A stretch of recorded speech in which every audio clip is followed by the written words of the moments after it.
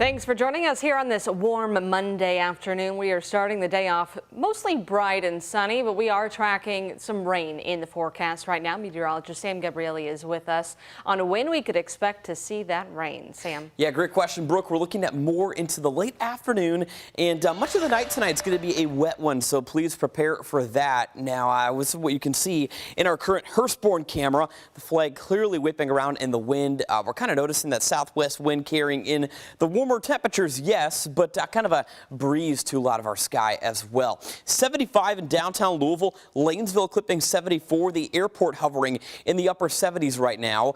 We are dealing with a southwest wind, rather strong. Temperatures to the north are staying a touch cooler from Bedford towards Seymour so far today. Now, this is that planner forecast. Notice these rain icons as we get into the mid to late afternoon and especially into this evening.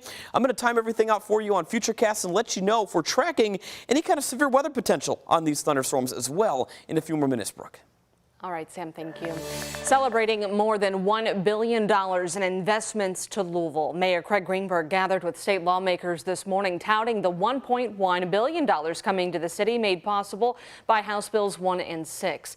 He called the $100 million to transform downtown historic, which includes reimagining the Belvedere as a new destination, improving safety in and around LouMed and the sports district in Butchertown and around Lynn Family Stadium.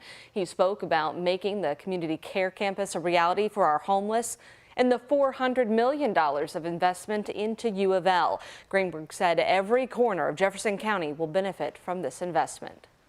For far too long, folks have talked about this urban-rural divide that has divided Louisville and the rest of the state.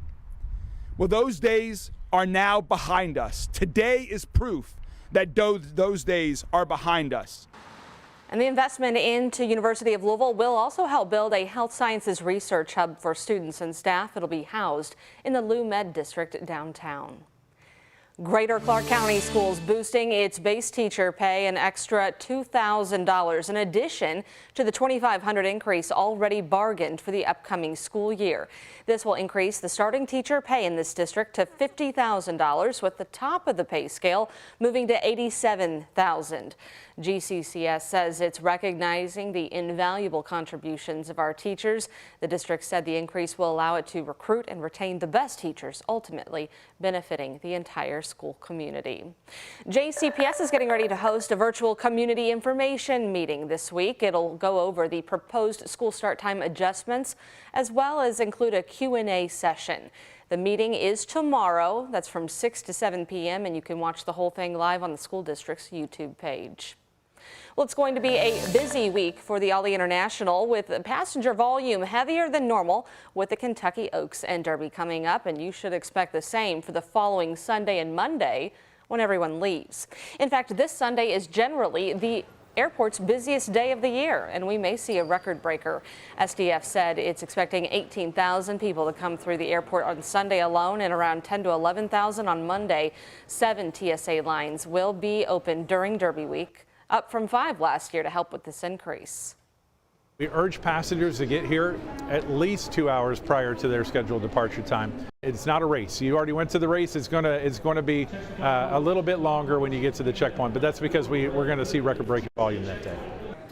And we also got a show and tell of what will not make it through the TSA checkpoint, so you will want to leave that bourbon and your Louisville Slugger bat in your checked bags. Torch lighters, often used for cigars, are not allowed on the plane at all.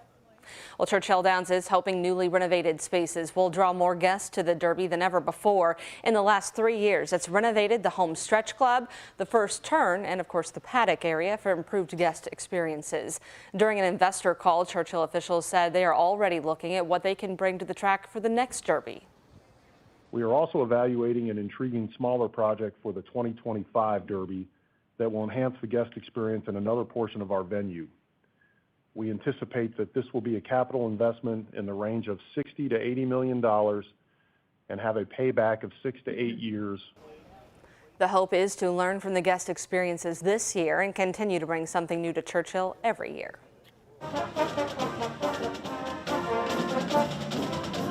And thousands of people lined the sidewalks of downtown Louisville for the 69th Pegasus Parade this weekend. The annual event pulled out all the stops from the bands, the dancers, the twirlers, and then we had city leaders like Louisville's Mayor Craig Greenberg.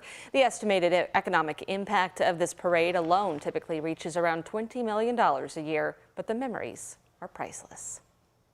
Compared to as a child, I just want to mingle with friends, and now I'm creating memories with my children, building a tradition as well. Buddy, what's been your favorite part so far? The marching band and spending time with my family. The parade started at Broadway and Campbell Street and marched west to 9th. It's the third straight year the parade has been held on a Sunday to allow more people to attend. There are so many events happening this week to celebrate the 150th Kentucky Oaks and Derby, and that includes the Great Steamboat Race. To find a full list of KDF events, just head to our website, WHAS11.com. Louisville's super chef Darnell Ferguson back in court today for a case related to the assault of his estranged wife. Attorneys revealed 500 to 600 pages of discovery have been turned over for review, and there's still more to come. Ferguson pleaded not guilty back in February to allegations he broke into a home and strangled the mother of his 3 kids. He's charged with burglary, strangulation, and assault, among other things, and expected back in court on July 3rd. Louisville firefighters are looking into what caused a house fire in Shively. It began just before 12:30 yesterday afternoon in a mobile home on 7th Street. That's right next to the train tracks near Dixie Highway. They were able to get control of that fire in about 10 minutes, and we're told there was heavy damage to the home. One person was taken to the hospital with minor injuries. A double murder in the Park Hill neighborhood has Metro Police looking for suspects. According to the LMPD, officers responded to a reported shooting around 9:30 Saturday night in the 1700 block of West Ormsby. That's when police arrived and found a man and woman who died from gunshot wounds. Anyone with information is asked to call the anonymous tip line at 574 LMPD. And take a look at this. Zone 10 firefighters say a car malfunction may have caused a vehicle to drive into a lake in South Jefferson County Sunday morning. Crews pulled the car from County Line Pay Lake, telling us the driver was able to escape unharmed. Fire officials said the car had a manufacturer recall where the transmission may shift into neutral on its own, which may have led to this incident.